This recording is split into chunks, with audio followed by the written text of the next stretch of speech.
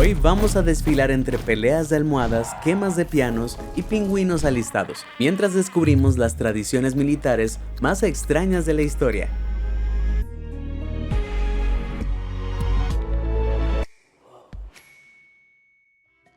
Elogios dolorosos. Normalmente recibir elogios en el trabajo significa un aumento de sueldo y un trago para celebrar. Pero en el ejército estadounidense la historia es diferente. No se dan palmadas en la espalda en un abrazo fraternal de felicitación, sino que se apuñalan en el pecho. Te explico. Existe un antiguo rito de paso militar estadounidense llamado pinzas de sangre o alas de sangre, que ciertas unidades del ejército y la infantería marina usan como forma tradicional de decir bien hecho. Por ejemplo, cuando un soldado de la escuela aerotransportada del ejército acaba de obtener una insignia de paracaidista o alas de salto, el instructor coloca el pin de la insignia contra el pecho del aviador y se lo clava con fuerza en la piel. Luego el resto de la unidad hace lo mismo y también golpea el pin del aviador, a menudo haciéndole sangrar. No sabemos exactamente cuándo surgió este ritual, pero se cree que se remonta a las unidades de paracaidistas en entrenamiento durante la Segunda Guerra Mundial. El ejército se ha vuelto más estricto con las novatadas desde entonces, y en 1997 un marín de alto rango fue dado de baja y otros 9 fueron castigados, tras la publicación de un video de ellos practicando la incisión con pinzas de sangre. El secretario de Defensa William Cohen declaró estar perturbado por las imágenes, lo que llevó al ejército a prohibir esta práctica por completo, convirtiéndola en una reliquia del pasado oficialmente. Hay pruebas en videos de que el ritual todavía se realiza a puerta cerrada, y muchos soldados aún lo consideran una inofensiva unión de hermandad. Aunque muchos admiten que la práctica es bastante salvaje y personalmente, creo que preferiría unas flores y una botella de vino tinto si me ascendieran. Pelea de almohadas. Pregunto, ¿qué tienen en común una pijamada y el entrenamiento militar? Peleas de almohadas, ¿sí? Desde 2001 se celebraba una pelea de almohadas anual para los reclutas de primer año en la academia militar más renombrada de Estados Unidos, West Point. Los cadetes participaban en el ritual como ejercicio de unión y un poco de diversión antes de un verano de entrenamiento intensivo para oficiales. Quizás se imaginen risas, pijamas y almohadas de plumas, pero en realidad las peleas podían volverse brutales. Algunos reclutas doblaban las almohadas por la mitad dentro de sus fundas para golpear con más fuerza, mientras que otros inevitablemente recibían codazos y rodillazos durante el caos. De hecho, la tradición tenía tal reputación de violencia que incluso algunos combatientes aparecían con cascos y chalecos antibalas. Existe el rumor de que algunos cadetes rellenaban las fundas de sus almohadas con objetos duros para que pegaran más fuerte, pero los oficiales militares han declarado que no hay pruebas de que esto fuera cierto. En 2015 la pelea se convirtió en una gran batalla con 30 heridos, incluidas 24 conmociones cerebrales y una pierna rota. West Point finalmente puso punto final y prohibió la tradición poco después, declarando que los eventos poco profesionales no tienen cabida en el futuro de la academia. Parece justo, pero si así son sus amistosas peleas de almohadas, ¿qué demonios hacen en sus entrenamientos de combate? Cielos, creía que el ejército era supuestamente estricto y riguroso, pero sus rituales son absurdos. Si quieres saber más datos e historias curiosas, dale me gusta a este video y suscríbete al canal. Ahora, tropas, continuemos. La costumbre de la corte. Me mareo bastante y me dan pánico los tiburones, así que estar en la marina suena como mi peor pesadilla. Pero no todo es malo al servir en un barco, y en algunos casos es más como un grupo de teatro amateur. La corte de Neptuno o cruzar la línea se refiere a una loca tradición de la marina que se remonta al menos 400 años y que todavía se practica en varios países, como Estados Unidos y Gran Bretaña. La vieja tradición marca el cruce de la línea ecuatorial durante un viaje, en cualquier lugar a lo largo de los océanos Pacífico, Atlántico o Índico. Todo comienza antes del cruce, cuando la tripulación se divide entre los shellbacks veteranos que ya han cruzado el Ecuador y los pollywogs, renacuajos, que son primerizos. La siguiente fase consiste en que el capitán del barco se vista como el dios romano del mar, Neptuno, y lleve a los renacuajos a una corte improvisada en la cubierta superior, para comprobar su valía para convertirse en veteranos. No bromeo. Junto a Neptuno, la corte está formada por su esposa, la reina Anfitrite, el malvado espíritu del mar Davy Jones y el bebé real, todos interpretados por oficiales superiores. En la corte, los renacuajos tienen que realizar su mejor audición al estilo America's Got Talent y presentar un espectáculo. Luego los acusan de motín y los acosan con tareas como flexiones, besar la barriga del bebé real, comer comida picante o gatear por la cubierta entre escombros repugnantes. Finalmente la ceremonia se lleva a cabo cuando el barco cruza la línea del Ecuador y los renacuajos se dan un baño real en agua de mar. Con este extraño bautismo se convierten oficialmente en veteranos y cada uno recibe un certificado para llevar a casa y mostrárselo a sus madres. En el pasado las novatadas eran más crueles. Los renacuajos eran afeitados, golpeados con palos y rociados con mangueras. Pero como la mayoría de los ejércitos han intentado eliminar las novatadas en los últimos años, la tradición se ha vuelto más alegre, sin dejar de ser tan disparatada como siempre. Solo mira a ese duro militar con su bonito vestido rosa. Espada de servicio. Si te alistas en el ejército, normalmente te asignan un arma de servicio estándar como un rifle o un arma corta. Pero cada año, algunos miembros de la Fuerza Aérea de los Estados Unidos reciben un arma que parece sacada de un anime. Desde 1967, la Fuerza Aérea ha estado organizando ceremonias para oficiales comisionados célebres, como coroneles y generales, para incorporarlos a una orden de caballería llamada la Orden de la Espada. A diferencia de la mayoría de las condecoraciones militares, esta no es otorgada por sus superiores ni por el gobierno estadounidense. En realidad, suboficiales como los sargentos nominan a los oficiales de mayor rango para recibir el premio por su liderazgo ejemplar y apoyo a los aviadores de menor rango. La ocasión se inspira en una ceremonia sueca del siglo XVI y comienza con una cena formal con bebidas en honor a los galardonados. Luego todo se vuelve bastante extraño, ya que pasa una presentación especial en la que el oficial recibe una espada cómicamente enorme. Si te preguntas por qué nunca has visto fotos de un aviador estadounidense entrando en una batalla con una espada gigante, es porque por desgracia estas armas solo se usan para ceremonias. Cada unidad de la Fuerza Aérea tiene su propia espada maestra gigante que conservan para la ocasión, y los galardonados reciben una espada más pequeña y ligeramente más tosca para llevarse a casa.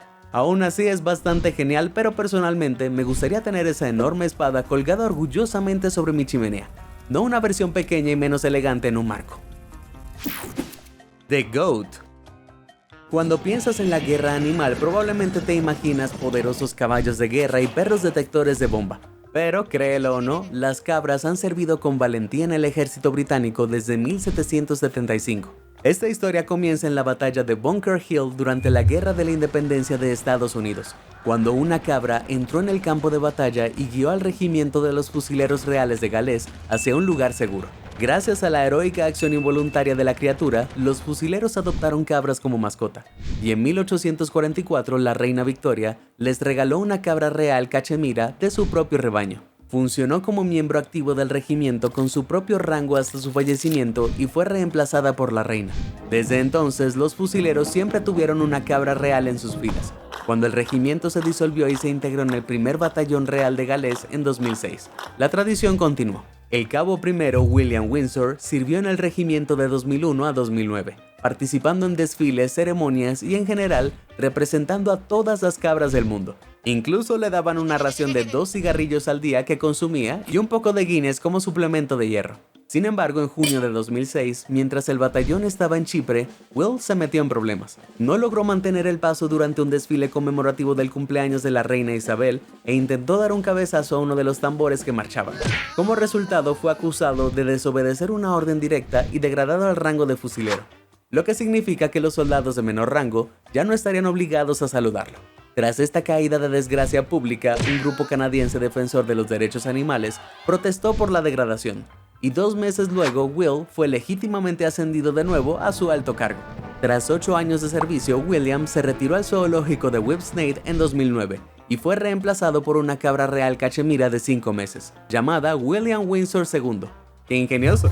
Pero increíblemente esta no es la única vez que una cabra ha sido adoptada por el ejército. El sargento Billy sirvió en el 5º batallón canadiense durante toda la Primera Guerra Mundial. A diferencia de William, Billy sí estuvo en el campo de batalla, y durante la batalla Neuve-Chapelle, en marzo de 1915, salvó a 2 soldados de un proyectil. Se dice que oyó el proyectil antes de que impactara, empujó a sus camaradas en una trinchera y recibió a él mismo la explosión. Todo un héroe de guerra. Billy sobrevivió a la explosión y sus valientes esfuerzos le valieron un ascenso a sargento y 3 medallas, incluida la medalla de la victoria. Lo siento William, pero creo que Billy podría ser la mejor cabra de todos los tiempos en la guerra. El mojado. Jubilarse es un gran momento para todos, y en la Fuerza Aérea de los Estados Unidos recibes un regalo único al realizar tu último vuelo. Cuando un aviador deja su unidad o se retira de las Fuerzas Armadas, aterriza por última vez. Sus colegas, amigos y familiares lo rocían con una manguera en la pista en un ritual conocido como mojado. O, si sus seres queridos se sienten más generosos, lo rocían con champán. Esta tradición se ha usado para celebrar la jubilación desde la Segunda Guerra Mundial. Y aunque nadie sabe con certeza quién la inventó, existe una leyenda interesante en torno a su origen. Cuenta la historia que los pilotos jóvenes e inexpertos de la Segunda Guerra Mundial solían participar en largas misiones de combate, pero sus aviones no tenían baños y pilotarlos en combate era aterrador, por lo que los pilotos solían orinarse en la cabina. Al aterrizar en la base, el personal de tierra, para evitarles cualquier vergüenza, los rociaba con agua para que nadie supiera que se habían orinado, alegando que solo los estaban refrescando. Esto llevó a que el personal de tierra rociara a los pilotos con agua después de cada vuelo, lo que gradualmente derivó en el ritual de jubilación que conocemos hoy. Esta es una leyenda militar divertida, pero lamentablemente no es cierta. Los pilotos de la Segunda Guerra Mundial sí tenían tubos de alivio acoplables que podían usar mientras volaban, lo que hacía improbable que se orinaran con frecuencia. Así que el verdadero origen del ritual aún se desconoce. Y aunque parezca que se han orinado en los pantalones, en realidad sí es una despedida divertida. La Guerra del Tenor. Desde disputas territoriales hasta el dulce petróleo, los países se declaran la guerra por todo tipo de razones irracionales. Puede que te cueste entender por qué una unidad de la Fuerza Aérea querría atacar a un piano prendiéndole fuego, pero quemar pianos es una tradición militar muy extendida que se ha transmitido de generación en generación. Hoy en día la Real Fuerza Aérea Británica y la Fuerza Aérea de los Estados Unidos la utilizan sobre todo para honrar a un aviador caído en combate.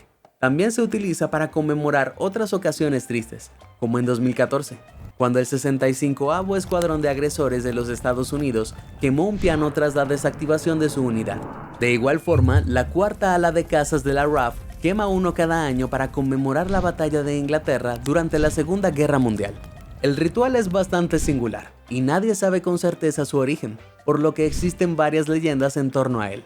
Una de ellas afirma que los primeros miembros de la Real Fuerza Aérea Británica en 1918 eran caballeros adinerados de clase alta, por lo que naturalmente eran muy estirados. No les agradó en absoluto que el reclutamiento comenzara a incluir a personas de clase baja, así que empezaron a ordenar a los nuevos reclutas que tomaran clases de piano para mejorar su nivel. Esto continuó hasta que la casa club de un escuadrón se incendió y destruyó el piano, poniendo fin a las clases de piano para cadetes. Los demás escuadrones se dieron cuenta y empezaron a quemar sus pianos intencionalmente para terminar con las clases para siempre. Y les gustó tanto que empezaron a quemar pianos en ocasiones especiales. Es una forma de escaparse de clase. Este mito es bastante popular pero muy discutido, y una historia de origen alternativa habla de un piloto de la RAF durante la Segunda Guerra Mundial, que tocaba el piano después de cada misión. Cuando fue trágicamente derribado en combate, sus compañeros quemaron el piano en su memoria, diciendo que, si él ya no puede tocarlo, nadie debería. Esto explicaría por qué el ritual se utiliza hoy en día para conmemorar a los pilotos caídos, pero por desgracia no podemos estar completamente seguros de qué historia de origen es la verdadera, y quizá nunca sepamos de dónde proviene esta fascinante tradición.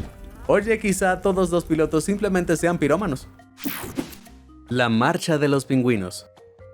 Ya hemos explorado cómo los británicos y canadienses reclutaron cabras en sus filas, pero no son las únicas naciones que han reclutado miembros del reino animal. En 1961, la Guardia Real de Noruega visitó Escocia para una exhibición de ejercicios militares en el Tatuaje Militar Real de Edimburgo, y visitó el zoológico durante su estancia.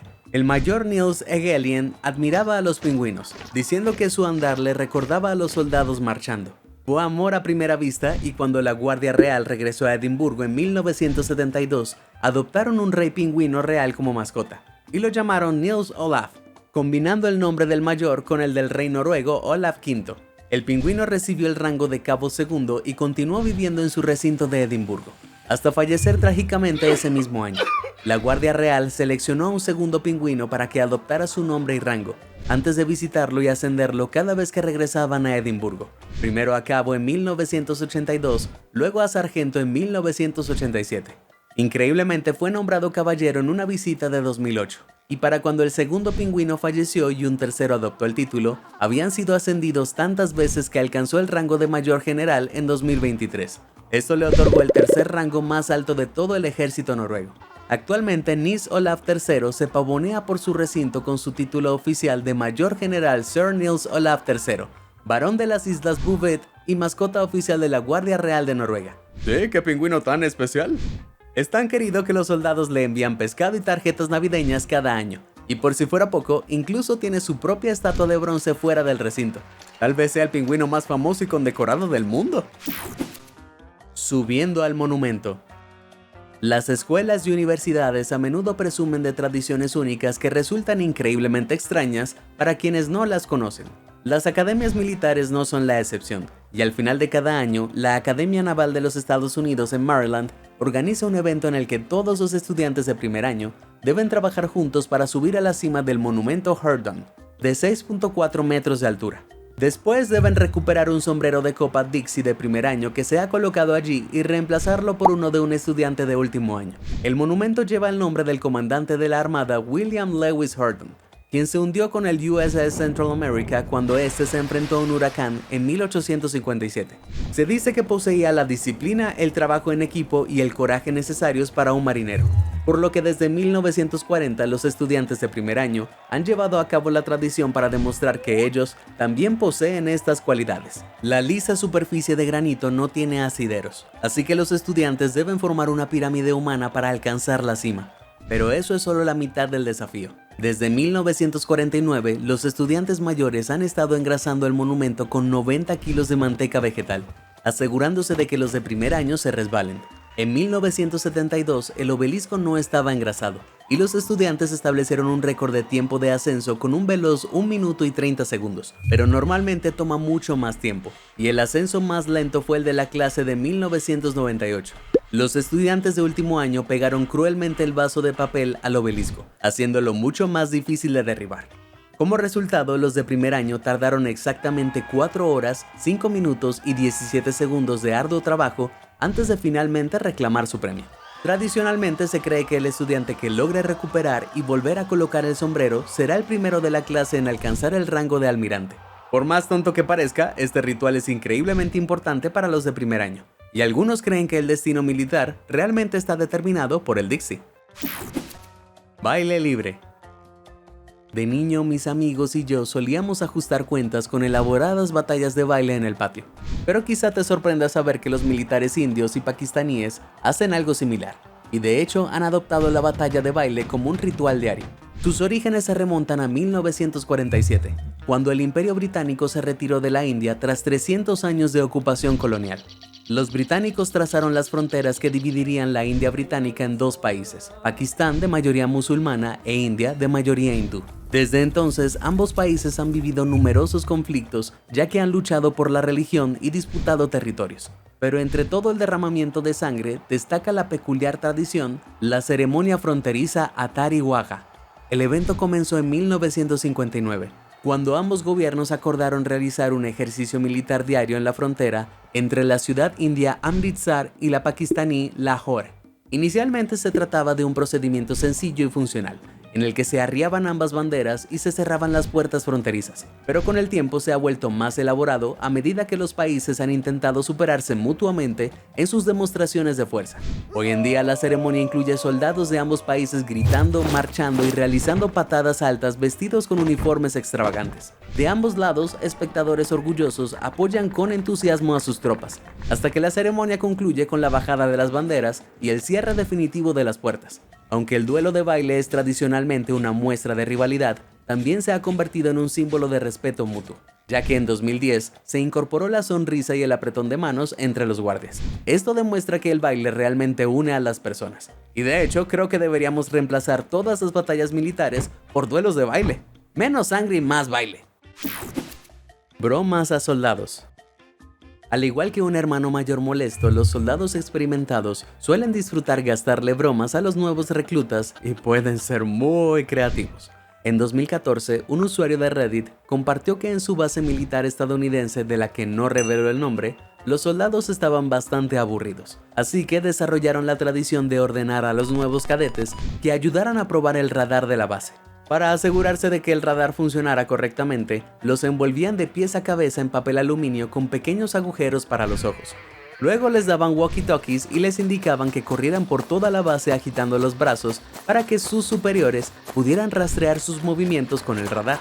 En realidad, el papel aluminio no aparece en el radar, y toda la operación fue solo un gran juego de Simón Dice para su diversión.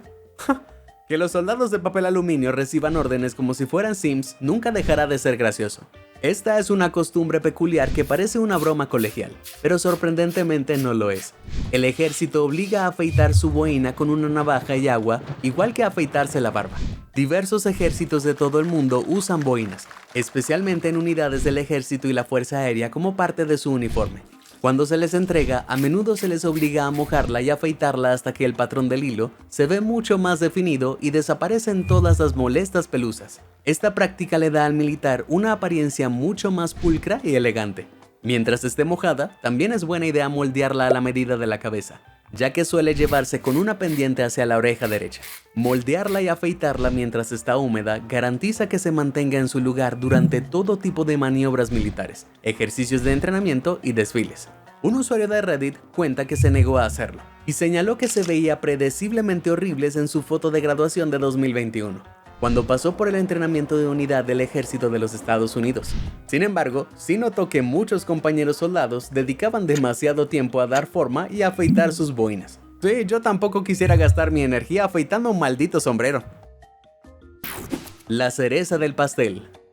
Cuando me mancho la ropa, seguro que me pongo de mal humor el resto del día. Pero en el ejército estadounidense hay un ritual extraño que te anima a ensuciarte un poco.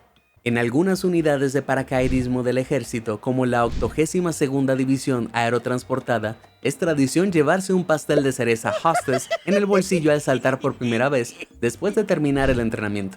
Esto se conoce como Cherry Blast, explosión de cereza, porque si aterrizas correctamente sobre el muslo con las rodillas juntas, te cubrirás los pantalones con la corteza del pastel y una masa roja. Nadie sabe con certeza cuándo empezó ni por qué, pero por desgracia está pasando de moda. Cada vez hay menos paracaidistas que lo hacen, y las ventas de pasteles Hostess a los militares deben estar decayendo. Sin embargo, como los reclutas nuevos conocen menos la tradición, los aviadores veteranos pueden convertir el ritual en una broma, dándole el pastel a un paracaidista novato desprevenido, diciéndole que es un refrigerio para cuando aterricen. Los soldados confundidos no quieren desobedecer la orden, así que saltan con el pastel en el bolsillo y se arruinan los pantalones al aterrizar. Conozcan o no el ritual de los paracaidistas, mi principal queja con esta tradición es que es un desperdicio de un buen pastel. Yo me lo comería. Levantado el techo. Irrumpir en la casa de alguien para una fiesta puede ser bastante grosero, pero esta nueva tradición lo lleva a otro nivel. Cuando una unidad de Fuerza Aérea de los Estados Unidos recibe a un nuevo oficial al mando, no le dan un regalo de bienvenida. En su lugar, realizan el acertado pisoteo del techo, que consiste en ir a la casa del nuevo oficial sin invitación, subirse al techo y pisotearlo repetidamente. Cuando el oficial sale a ver qué pasa, los soldados bajan y entran para una fiesta improvisada, donde se espera que el oficial los agasaje con comida y bebida. A veces los aviadores llevan las festividades aún más lejos. En 2009, un pisoteo del techo para un coronel Morgan en la base aérea Warren incluyó las sirenas de los bomberos para llamar su atención. Nadie sabe cuándo empezó esta costumbre, pero sí sabemos que es una tradición muy querida en estas ocasiones especiales. Por eso los oficiales suelen participar y dejar entrar a los aviadores. Curiosamente, el ritual no siempre se usa para dar la bienvenida a un recién llegado, y también puede ocurrir cuando un oficial se jubila para despedirse. Además, si tu oficial al mando es un aguafiestas, no apreciaría un pisotón. A veces se realiza para un miembro del personal de la base o un compañero aviador de bajo rango que no puede castigarte. Esta es una tradición que acepto. ¿Alguien quiere invitarme a la próxima fiesta de pisotones? Detrás de la novia. Las bodas están llenas de tradiciones raras, y justo el mes pasado tuve que buscar por todas partes algo prestado y algo azul para la inminente boda de mi tía Mildred. Pero cuando estás en una boda militar, la cosa se pone aún más rara. Sucede que cuando un miembro del ejército da el sí, es costumbre que los oficiales se paren a ambos lados del pasillo y formen un arco con sus espadas. Los novios pasan por él y los dos últimos oficiales bajan las espadas, impidiéndoles el paso hasta que se besan. Si la novia no es militar, después de que la pareja se bese y pase junto a los dos últimos oficiales, la persona a su lado le da un golpe en el trasero con la espada, con un grito de bienvenida al ejército, o a la rama militar en la que sirva su nuevo cónyuge. La práctica se remonta a la época medieval, cuando los caballeros también usaban sus espadas para crear un pasillo por el que la novia pudiera pasar. Y la nalgada ceremonial era una forma antigua de desear buena suerte a la feliz pareja. Cuando llega la fiesta, otra tradición militar dicta que la pareja también corte el pastel de bodas con una espada. Pero por suerte no es la misma que la del azote. Eso sería antihigiénico. Fiesta en el barco. No sé para ti, pero el verano es sin duda mi estación favorita. Y no hay nada como una barbacoa bajo el ardiente sol. Por supuesto, si estás en la marina, es difícil encontrar tiempo para fiestas de verano, pero incluso allí necesitan relajarse de vez en cuando. Así que, de vez en cuando, el capitán de un barco o submarino organiza una fiesta de playa para la tripulación. Esto suele incluir una barbacoa a bordo y bajar las compuertas de popa al agua para que los marineros puedan nadar. Jugar y practicar deportes en cubierta también suele ser parte de las festividades, y en algunos barcos la tropa incluso participa en lucha de sumo. Eso sí se le llama una fiesta. Por razones obvias, beber alcohol no suele estar permitido a bordo de los barcos en la Armada estadounidense. Es decir, nadie debería manejar un destructor borracho. Pero si un barco lleva 45 días seguidos en el mar, el capitán puede solicitar un día de cerveza, donde la tripulación puede tomar unos tragos para relajarse. De vez en cuando las estrellas se alinean para los marineros y el día de la cerveza coincide con una fiesta en la playa, para que hagan una barbacoa tal como si estuvieran borrachos en casa. Personalmente, beber en un mar agitado probablemente me haría vomitar, pero después de semanas sin alcohol, estoy seguro de que los marineros están muy agradecidos. Y creo que estos valientes militares se merecen una oportunidad para desahogarse. ¡Wow! No sabía que los militares pudieran ser tan poco serios. ¿Cuál fue tu ritual extraño favorito? Comparte con nosotros tu respuesta. Si te sorprendió toda esta información, házmelo saber en los comentarios del video. Y nunca dejes de sorprenderte. Muchas gracias por ver y suscríbete a Sorprendente.